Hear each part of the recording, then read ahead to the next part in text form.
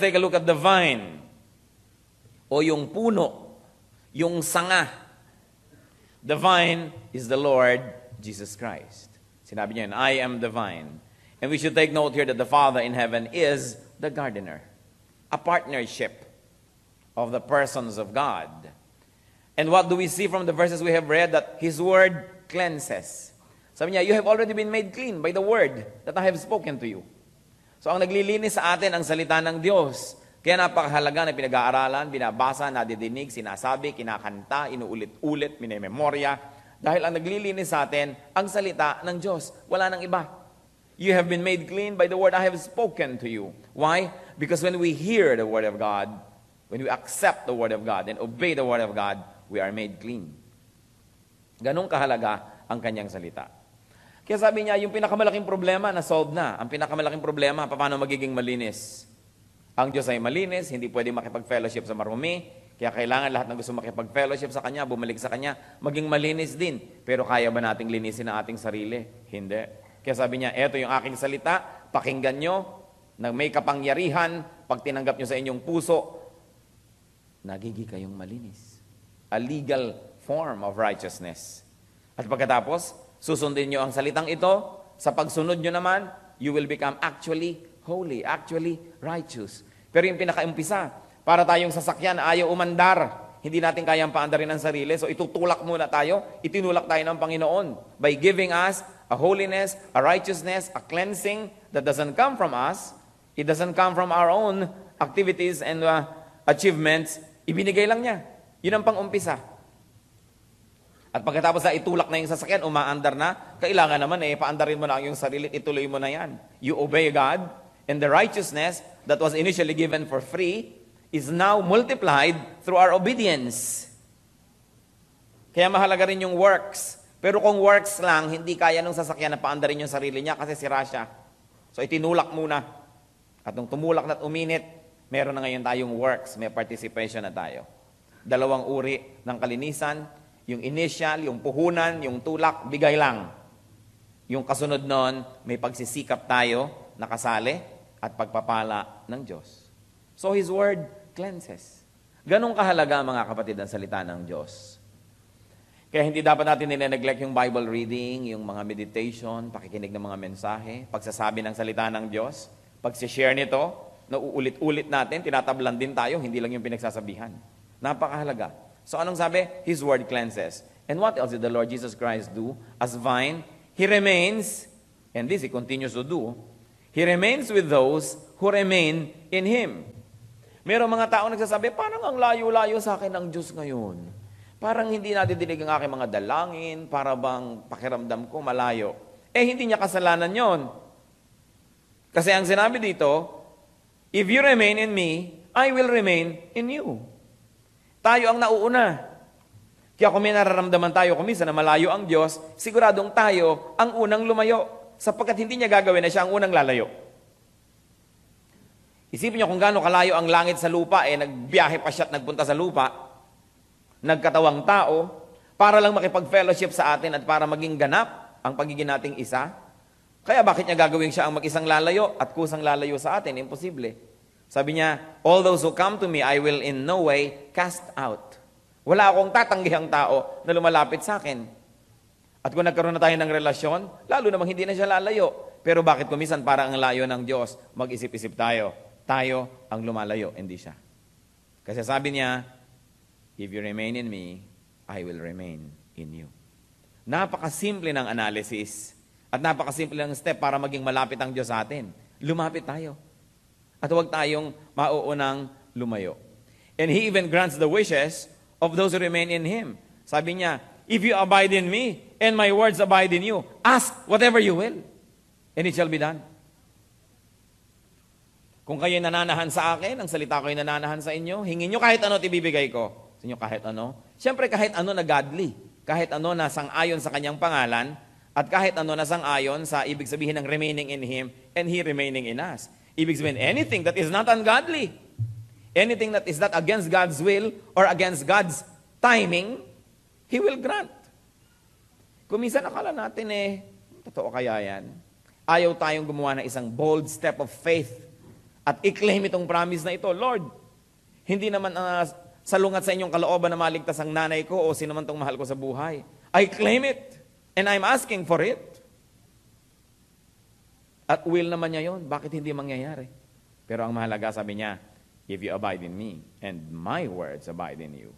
Kasi if the words of Jesus abides in us, paano naman tayo hihingi ng mali? Imposible. Siyempre, manghihingi natin tama.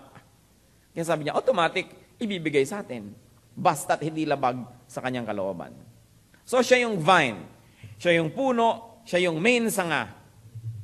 Ano naman tayong mga Kristiyano? We are the branches. We are the branches. And there are two types of branches here. First is the fruitful branch. Sulyapan niyo inyong katabi kung maraming bunga. Titingnan niyo siya. Saan niyo nakikita ba yung bunga? Ano nga hanapin ko dito? Atsuete? Chico? Anong bunga? Bungang araw? Hindi. Alam niyo, sa itsura lang, sa bukas lang ng mukha ng tao, kung minsan nababakasyon ng spiritual siya. Yung napakapanatag ng kanyang kalooban. Merong bunga ng espiritu. Ano nga ba yon? Yung katahimikan, patience, love, long suffering. Ito mga ito, bunga. Yun ang hinahanap nating bunga. Bunga na internal. Yung natapakan mo bigla nung nagulat siya, sabi niya, hallelujah. Ang ganda naman ang bunga nito, hindi ko ano lumabas sa bibig. Kasi yun ang bunga eh. Alam niyo, buwa na yung lumalabas sa ating bibig eh, bunga natin yon. Yun ang nakikita nung Panginoon na makapitas kaya dito, nung nagulat kami, lumabas na word. Ano yun? Pag tayo nabibigla, pag tayo nagdadrive, kinat ka ng kapwa mo, o kaya merong mga nakakainis na tao, anong bunga yung lumalabas sa atin? Kasi yun ang tunay nating bunga. Kumisa, napagtatakpan natin yun, pero pag nabibigla ka, lumalabas. So, internal. At saka meron pang bunga ang pinag-uusapan na external. Ano yon? Good works.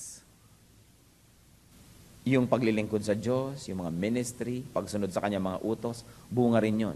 May internal at may external.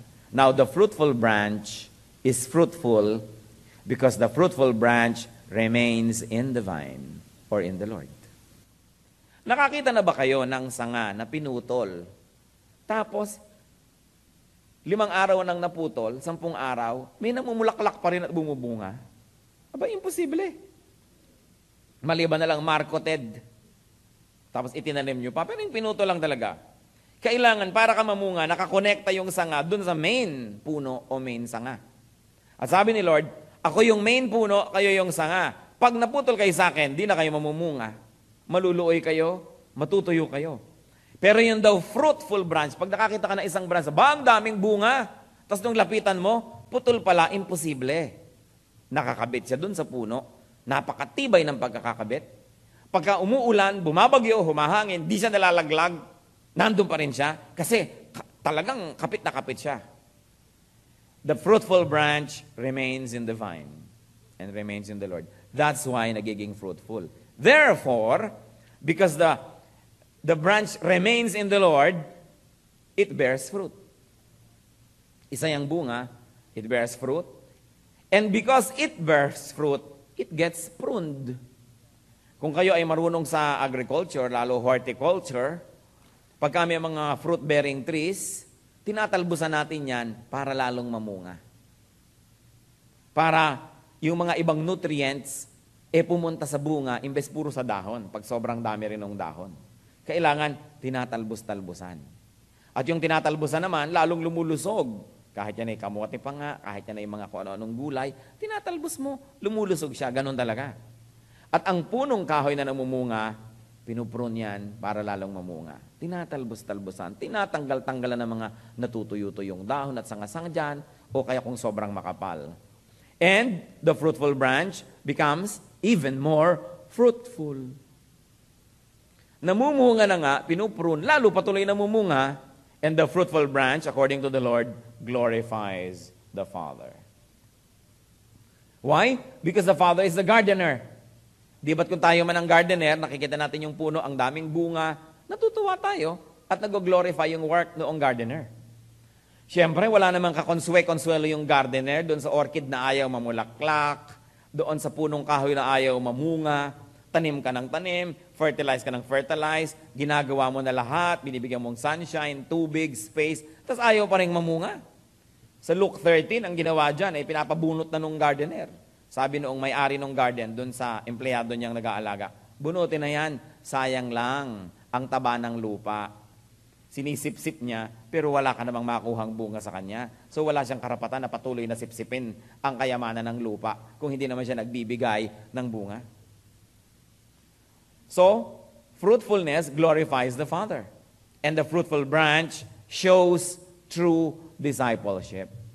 Ito pala ang isa sa mga patunay na tayo nga'y tagasunod, disipulo ni Kristo. May bunga. At ang bunga na ito, internal and external. So ito po yung isang uri ng branch. Tayo kaya yon? Kung hindi tayo yon, may isa pang napapipilian. At nawa ay walang pipili nito, the fruitless branch. Itong sanga na walang kabunga-bunga. Why? Bakit wala itong bunga? Because it does not remain in the vine, meaning in the Lord. Pagka naiisip natin, bakit kaya ako hanggang ngayon napaka-proud pa? Ang tagal ko ng Kristiyano. Bakit kaya hanggang ngayon maiinitin pa masyado yung ulo ko katulad din nung dating di pa ako mananampalataya? Bakit kaya hanggang ngayon punong-puno pa ako ng mga lustful desires, hindi man lang nabawasan? Hindi man lang nag-tame? Bakit kaya ngayon puro pa rin na sobrang materialism ang laman ng utak ko? Bakit kaya hanggang ngayon tinatamad ako sa mag-Bible study? Ayaw ko maglingkod sa Diyos? Wala man lang akong ministry? Lagi na lang akong parang bisita sa church? Wala akong ginagawang iba kundi maupot, makinig at umalis at paglingkuran ng iba? Paglingkuran ng singer, ng preacher, ng usher, ng mga Sunday school teachers? Puro na lang ako receive ng receive. Tapos wala naman akong kabunga-bunga at wala naman ako naibibigay. Walang napipitas man lang sa akin ang Diyos. Isa lang ang ibig sabihin nun, that we do not remain in the vine. Hindi komot umaaten ang church tuwing linggo, you already remain in the vine. Although isa yan sa mga mahalagang paraan para kumapit ka talaga ng matibay, pero hindi komot nando ng tao, ibig sabihin yung puso niya nando na nga. Nando na nga yung spirito niya. Baka katawan lang, tapos lumilipad ang isip. Kaya mahalaga, we really remain. At paano natin malalaman if we do not remain or if we do not remain enough? Wala tayong bunga. Mag-isip-isip kayo, mga kapatid, mga kaibigan. Ano bang mga bunga nyo? Meron ba?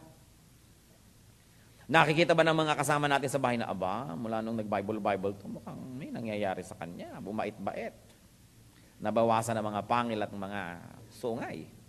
Magandang senyales yun. Pero pag sinasabi sa ating, pa-Bible ka ba? Ganyan ka rin naman. Ibig sabihin, walang nakikitang bunga. Alam niyo po ba kung sinong unang makakakita ng mga bunga natin? Hindi naman yung mga taga-church Kasi unang-una, siyempre, pag nasa church, bait-bait yung ganyan. Pero pag nasa labas, anong behavior? Ang unang-unang nakakakita ng tunay na bunga natin, mga kamag-anak natin, mga kaibigan, mga office mates. Hindi yung mga Kristiyano. Kasi pagkasama natin kapwa Kristiyano, medyo naiiba ka na rin. Medyo para bang umiilaw-ilaw ng konti yung ulo mong ganon. So, ano ang behavior natin? Nakikita ba yon? So, mag-assess po tayo. Do I have fruits? O baka naman, alam nyo ba yung mga mangga na batibot lang? Yung pangburo, hindi nahihinog, nalalaglag na lang, hindi pa lumalaki. May mga prutas na lalabas na gano'n, tapos asa ka ng asa, tapos nabansot na, gano'n na lang. Kahit malamang gawin mong pickle, hindi pwede. So, ano tayo? Nasaan na yung bunga? May bunga naman, ang ganda-ganda, ang laki-laki, nung kainin mo, ang pakla, hindi matamis. Siyempre, hindi ko mo lumaki yung bunga masarap na rin. Meron naman talagang napakasarap, napakalinamnam. And this is how we glorify the true gardener. The gardener that gives us the sunshine, the soil, the fertilizer, the rain, the everything. Dun siya naluluwalhati, na hindi siya lugi. Lahat ng ibinigay niya sa'yo, naging investment, bumunga, tumubo, spiritually speaking.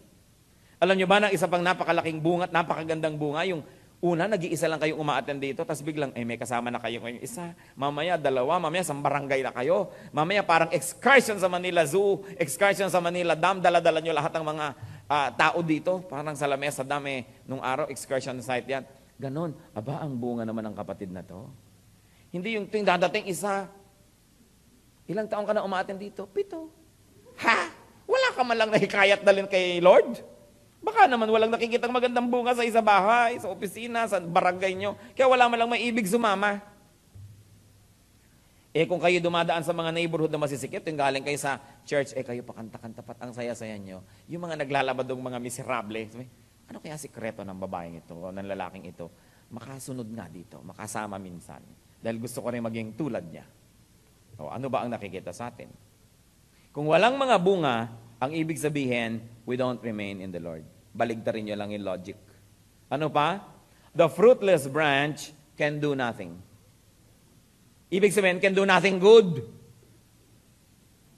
Hindi makapagpatawad. Hindi makahingi ng tawad. Hindi makalayo sa kulasisi. Hindi makabitaw-bitaw sa bisyo, sa drugs, sa kung ano-ano pa man. Hindi makagawa ng mabuti. Hindi magising ng maaga kung kailangan. Hindi sipag-sipagin umaten ng ganito at ng ganyang mga Bible study. Walang magawa. Hindi kaya. Bakit hindi kaya? Because apart from the Lord, we can do nothing. Pero pagka yung mga dati kong desire, natatalo ko na ngayon sa power ni Lord. May nangyayari, I'm able to do something. Nare-reverse yun. Yung mga dating hindi ako mabubuhay kung wala itong si Bigote, ngayon pwede na ako mabuhay. No? Yung pwede na, may nangyayari sa buhay ko. Hindi ako dependent on others. Hindi ako masyadong nakasandal, nakaasa sa iba. Ang kaligayahan ko kay Lord. My hope is in the Lord. Yung makinakata natin, my hope is in you, Lord. My strength is in you, Lord. Hindi yung naka-hope ka, naka-strength ka. Sa kapwa mo tao lang, pag wala na siya, nanghihina ka na, hindi ka na pwedeng mabuhay. Kulang ang space ni Lord sa iyong puso pag ganon. Sabi, love the Lord your God with all your heart and with all your strength, with all your might, with everything. Ibig sabihin, pag may tao dyan na pagka nawala hindi mo kayang tumayo, wala si Lord enough presence in your life kasi hindi ka sa Kanya nakaasa, sa tao lang pala. Hindi naman tayo pinagbabawalang umibig sa tao, lalo't hindi bawal na pag-ibig. Pero, yung Diyos ang mauna. Umalis at dumating ang taong ito, nakatayo ako kasi ang Diyos ang nagbibigay sa akin ng lakas, hindi ang taong ito lamang. Hindi yung dignity ko lang o yung position ko lang sa opisina o yung pera ko, yung wealth ko, yung beauty ko, doon ako nakaasa. At kung nawala yon, ano na mangyayari sa'yo? Tatalong ka na sa ilog Pasig na hindi ka pa nalulunod, namatay ka na kasi na-poison ka. So, those who are fruitless can do nothing. Those who are apart from the Lord can do nothing.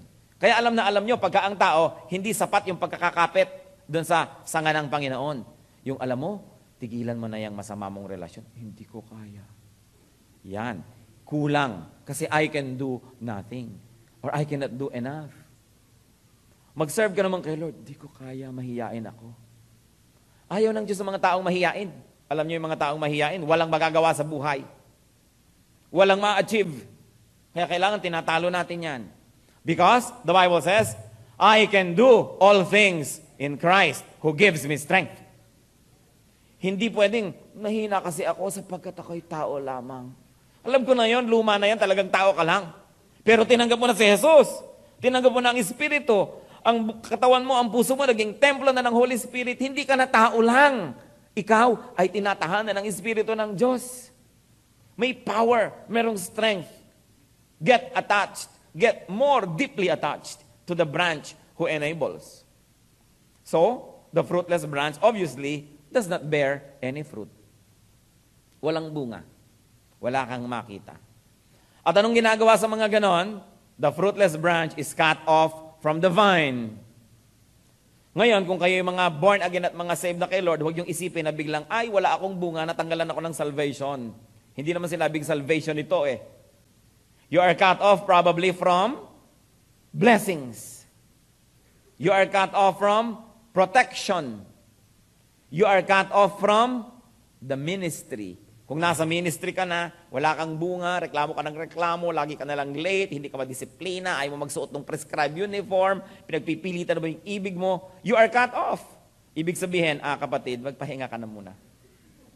Baka kailangan mo ng bakasyon sa Spratly Island, o sa Kabul, o kung saan man, Beirut, no? Baka kailangan mong magbakasyon sa mga lugar na to, Basilan, ganyan. So, alis ka muna sa Sunday school. Meron ka ng ministry na aalis ka pa, you are being cut off, ibig sabihin, wala kang bunga. Lagi ka siguro kontrabida, lagi ka na siguro ayaw sumang-ayon, ayaw mo Alam niyo sa church, kung ang dami-dami, kung may 10 tao, 10 ideya yan. Kung may 100 tao, 100 style yan. Kung may 1,000 tao, 1,000 style yan. Kaya kailangan ang lahat ay maging masunurin, ang lahat ay maging cooperative. Kasi kung lahat kayo nasunod, di nagkagulugulot, nagkahiwa-hiwalay tayong lahat. Unity is very important in the church. And to preserve unity, many people will have to make personal sacrifices to do things they don't always believe in or don't fully believe in for the sake of the unity. As long as yung ipinapagawa sa inyo, hindi naman evil. Anong mangyayari sa isang church na bawat kagustuhan ng bawat isa ay nasunod? Di nagkagiba-giba at nagkawasak-wasak at nagkahiwa-hiwalay yan. Kaya, you offer at the altar of the Lord your ego, your style, sometimes your culture, your personal way of doing things for the sake of unity. Hindi nyo naman pwedeng igalang yung church na lahat din ang gusto nyo, sinunod eh. Dahil paano ko yung taong number 2, ang kagustuhan, kabaligtaran ng gusto nyo. Paano na? Sino na ngayon ang susundin? Magulo. Kaya kailangan marunong tayo mag-sacrifice. Mga magulang na sinasabi, ang anak nyo, ilagay nyo sa Sunday school, 3 linggo, 4 na linggo na kayo dito, di bale sana kung first time, second time, hindi pa sana yung anak nyo. Pero hindi talaga kayo, kung mag-Sunday school ang anak ko, anong gagawin sa inyo? Tapos nakikita kayo ng mga iba na sumusunod, tuturo sa asiret, ba't yan di sumusunod? Kakagulo-gulo na tayo. Importante to obey. So, ano nangyayari? You are cut off from the vine. You are cut off from happiness. You are cut off from joy, from productiveness, probably even from material wealth. You are cut off from peace of mind. You are cut off from all nice and beautiful and good things. And it's terrible, brothers and sisters, to be cut off from the ministry. More terrible, to be cut off from the church. Yung sobra ka ng issue, sobra ka ng magulo na sinabi, kapatid, mayroong kulto sa kabilang kanto, doon ka na lang. If we see you here, we will physically remove you. Alam nyo, hindi lingid sa inyo, merong mga tao that we will physically remove when we see here because they cause trouble. Matapos ang naibigay mo na lahat ng payo at lahat ng pasensya at lahat magulo pa rin, we tell them, when we see you, we will call security and ask you to be booted out of the place. Hindi ako nagbibiro, meron nun. Kayo kaya yung susunod na. Siyempre, people are welcome here if they will not disturb the peace. But if they will, if they have to be physically removed, we will not hesitate. We will not hesitate to take authority over our space. And we will not allow people to violate the peace of the church. So napaka-importante yung ganung mga bagay that we are not cut off. At ang pinaka-extreme niyan, cut off from the fellowship, yung mga sinasabi sa Bible na treat them like an unbeliever, blah, blah, blah. Yung talagang tatanggalin ka sa membership at hindi ka papapasukin. Kasi nalalaso ng iba pag nandun ka. So anong nangyayari? The fruitless branch is thrown away. I don't think naman it's thrown away to hell. Lalo tunay ka namang mananampalataya. You may only be thrown away temporarily from the ministry. Or even from the fellowship for discipline's sake. You are thrown away from active participation here and there dahil hindi nakakabuti sa church at hindi rin nakakabuti sa iyo. And so what happens when a branch is cut off? That branch withers. Naluluoy. Muli, pagmasdan nyo ang inyong katabi. Naluluoy ba? Hindi naman physical, pero yung pag nakita mo siya, parang wala kang ganang mabuhay. Pag nakita mo siya, sabi ko, problema na naman ito. Yung luoy ka. Kasi luoy din siya. Alam nyo bang nakakahawa yung pagkaluoy? Kaya yung mga nagpapa-counsel, alam nyo ba na, sabi, alam mo, matapos ko magpa-counsel, sumaya-saya ako, gumaan ang aking pakiramdam. Alam nyo kung bakit? Kasi ibinunto nyo yung bigat sa counselor, siya yung bumigat. Kaya yung mga iba, magpapa-counsel ako, siya nga ho pala, may kasama pa akong 3. Wala sa plano. 4 kayong i-istro ngayon ng dugo ko. O sige, sabay-sabay. Naluoy na ang counselor. Alam nyo, nakakaluoy mag-counseling. Yung marinig mo lang ang problema ng kapwa, di ba parang nakadagan sa'yo ang daigdig? Lalo na kung pastor ka, na meron kang pastor's heart, talagang affected ka. Nakaka-apekto talaga.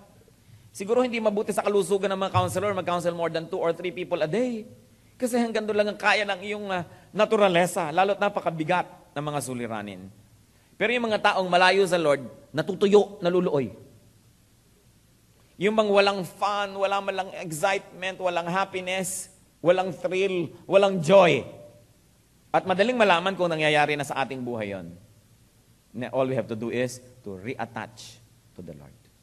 And what happens to those fruitless branches? In the end, A branch is thrown into the fire, into uselessness, into nothingness. I will not want to read that as hell. Lalo totoo ang kamana ng palataya na biglang mga 6 na buwan, isang taon kang luoy at wala kang gana. Nawawala ang lahat-lahat, para ka nang itinapon sa apoy noon. Pero nothing is impossible with God. Every person can be revived by the Holy Spirit. Kung willing lang tayo to reattach and to allow all the nutrients from the Lord to flow into us and through us, may lalabas na bunga. Napakahalaga mga kapatid ang ganitong mga bagay. The Lord is ready, willing, and able to bless. But are we ready and willing to receive? What you receive from God is limited not by God's capacity to give, because God's capacity is limitless. What you receive from God is limited by your capacity and willingness to receive. And sometimes kasi yung nare-receive natin, disiplina, rebuke, correction. Willing pa ba tayong tanggapin yun? Katulad nung iba, ang gusto lang nila, puro yes answer from the Lord. Willing na willing sila. Pero pag no yung answer, oh wait, ayaw. Therefore, it is a limitation to your capacity to receive. Because everything you receive from God is a blessing, even if it's a no answer. God who knows infinitely more than we know, alam niya kung ano makakabuti. Kaya pag ang Panginoon sinabi sa ating request, no, thank you Lord. Ganun ang sagot, hindi yung, no. Parang wala na akong ganang kumanta sa choir. No na naman. Diba? Tagal-tagal ko nang nagseserve kay Lord. Ang sagot na naman sa akin, no, ayoko na nga. Pag ang sinagot ni Lord sa ating prayer, and no, it is as good as yes, because everything that comes from God is a blessing. Parang ang anak ko, halimbawa, tatay, gusto ko pong magturok ng morphina at ng mga drugs sa katawan ko. Yes, anak, ang bait talaga ng tatay ko. Ganun ba yun? Pag sinabi ng tatay na, no! Dapat ang anak, thank you tatay, mahal niyo pala ako talaga. Di ba? Nanay, increasean niyo naman ang allowance ko, 1,000 a day. Para makabili ako ng shabu. Di ba? Sabi ng nanay, no! Tama na sa'yo ang 20 pesos. Choknat ang bilin mo. Di ba? Thank you nanay, you are great nanay. Ang mga sagot na no ng nagmamahal sa inyo can even be better than a yes. They know better, they want to take care of you, they want to protect you from your own foolishness. At ganun ang ginagawa ng Lord sa atin. Huwag na huwag kayong magtatampo sa Diyos pag ang sagot niya no. At huwag na huwag kayong maiinip pag ang sagot niya wait. Because God knows His perfect timing. Everything that comes from the mouth of the Lord is a blessing. Kahit tayo pinagalitan, ni-rebuke, kinorek, duguan ka, luhaan, bugbog, pero sabi mo, hallelujah, praise God. Ganyan yung mga tinatamaan ng message eh. Tinamaan na nga, sabi, Pastor, na-bless po ako. Ba? Talagang maganda ang espiritu nito? Hindi yung pagdaan sa'yo. Ako yata ang tinukoy nito. Sasabihin sa kumari, siguro sinabi mo sa kanya, no? Parang akong pinaparinggan ng pastor na ito ah. Pag tinatamaan tayo, salamat, hindi na sayang ang lakad nyo. Because the Word of God is meant to comfort the afflicted and to afflict the comfortable. Yan ang ginagawa ng salita ng Diyos. Now, the Lord blesses, nakita nyo ba't napansin, that the Lord blesses those that bear fruit? Ang binless niya, yung may bunga na. He multiplies the capacity of those that yield fruits first. Sino ang binibigyan ni Lord ng kakayahan na mas mamunga ng marami? Yung may bunga na. Kaya kailangan, pag tinignan tayo ni Lord, kahit paano, may bunga na tayo para multiplyin niya. Kasi yung 0 na bunga, kahit multiply by 100, 0 pa rin. Kahit multiply by 1 zillion, 0 pa rin. Kaya pag 0 kayo, huwag kayong umasa na magkakaroon kayong blessing dahil walang namumultiply. Kailangan may namumultiply. At least 1. Eh kung 2, 3, 4, 5 ang fruit nyo, ilan ngayon ang magiging bunga pag minultiply ni Lord? Pero tatandaan nyo ito ha. The Lord multiplies blessings. Kailangan meron muna kayong ipinapamultiply sa Kanya. para meron siyang paramihin. Parang yung balo, sabi niya, naku po, prophet, hirap na hirap kami, namatay ang asawa ko, ang mga anak ko ibabayad sa utang, paano ba yan? Sabi ng prophet, what do you have at home? Nothing, wala ho. Mag-isip ka. Meron ho kaming konting oil, yun lang talaga, wala nang iba. Sabi, o sige, manghiram ka ng mga empty jar sa mga kapitbahay, isara mong pinto, isalin mo yung oil mo. At nung isinalin niya, hindi maubos-ubos yung oil. Kung gaano karami yung jar na nahiram niya, yun ang napuno. At nung wala nang mapagsidlan, tumigil ang pagdami ng oil. You see, God cannot be limited. Ang limitasyon natin, ilan ba ang empty jars natin para mapuno niya? Pero anong binless niya? Yung babaeng may konti ng oil sa bahay. Hindi yung zero. Dapat meron tayong bunga para tayo mabless. At yung maraming bunga, magtataka ka, lalong dumadami. At yun namang walang kabunga-bunga na uubos pa, lalong nawawala. Hindi yan katakataka. At itong isa nating dapat tandaan, mga kapatid, the way to blessedness, the way to fruitfulness, is through fruit-bearing first. And the Lord's way to increase fruitfulness, pruning. Napansin nyo ba? Pruning. Pagtatalbos, tinatalbusan ka. Namumunga ka, tatalbusan ka. Kaya yung iba, kung kailan man ako kumanta sa choir, kung kailan naman ako nag-serve sa school, at saka pa ako nawala ng boyfriend. Ayan, natalbusan ka, pasalamat ka. Kung kailan naman ako nagganon, lumalapit sa Panginoon, kung kailan ako naggaganito, doon pa nalulugi yung tindahan ko, o doon pa nangyayari ito, baka tinatalbusan ka lang. Magtiwala ka sa Panginoon, dahil alangan naman, na sabi ng Diyos, aba, kumanta ito sa choir, aba, naglingkod sa Sunday school, mabigyan nga mga kamalasan ng taong ito. Ganun ba ang Diyos? No. Kaya kung kayo lumalapit sa Panginoon, lumalago sa Panginoon, tapos may nangyayari na parang labag sa kagustuhan nyo, count it as blessing. Because God knows what He is doing. Pinuprun ka lang para lalong magbunga. Baka nalugi ang iyong kaprasong sari-sari store kasi gusto kanyang bigyan ng mall. O, ayaw mo nun? Sa Hebrews 12:1, nakita natin sa isang poetic device, yung pruning. Sabi ni Paul, or nung writer ng Hebrews, therefore, since we are surrounded by such a great cloud of witnesses, let us throw off everything that hinders and the sin that so easily entangles, and let us run with perseverance the race marked out for us. Ang tumatakbo nga naman sa mga karera, hindi naman yung may dala kang kawali, may dala kang kalan, may dala kang mga kabag. Tinatanggal mo lahat, kaya nga nakasando ka na lang at maliit na shorts para ka magaan, para ka makatakbo. Pruning. Travel light. Magbawas ng bagahe sa buhay para makatakbo. At yun ay napakahalaga. So, fruitful Christians, allow the Lord to prune first your thoughts. Psalm 94:11, the Lord knows the thoughts of man. He knows that they are futile. Walang katuturan ng marami natin mga iniisip. Sa isip pa lang, Lord, i-prune niyo po ang thought life ko. Kung ano-ano mga nai-imagine ko. Kung ano-ano mga pumapasok sa aking mga yamang imahinasyon. Mga fears, mga desires, mga iniimbento kong mga dilubyong nagpapatakot sa akin, etc., etc. Prune your thoughts. Allow the Lord to prune your words. Proverbs 10:19. When words are many, sin is not absent, but he who holds his tongue is wise. Less words, less sins, unless you're preaching or teaching. Allow the Lord to prune even your vocabulary, and then allow the Lord to prune your actions and your deeds. 1 Corinthians 9:27.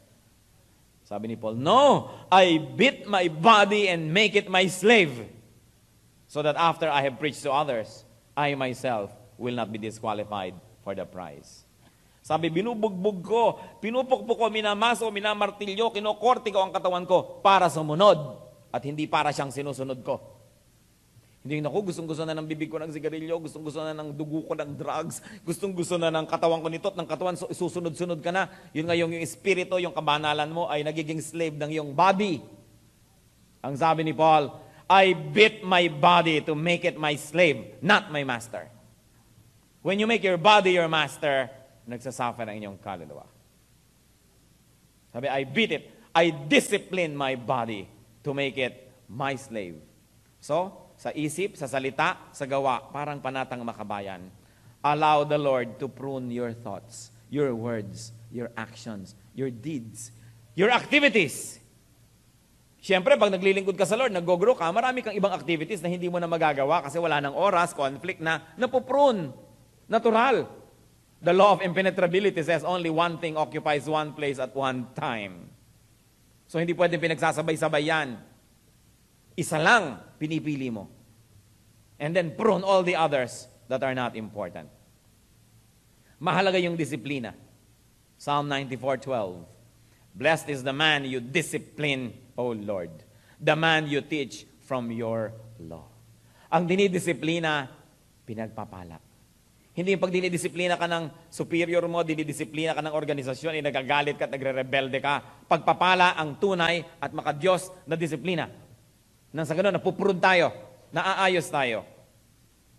At pag inisip natin the way to being cut off from fruitfulness, from ministry and from privilege, the way to being burned is fruitlessness.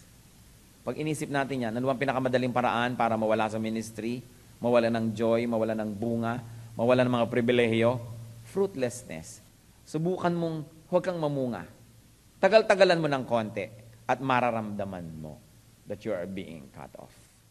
Mark 13:12. The Lord says, whoever does not have even what he has will be taken from him. Ganon din sa ministry, mga kapatid eh. Bakit yung mga church na lumalago, siya pang lalong lumalago?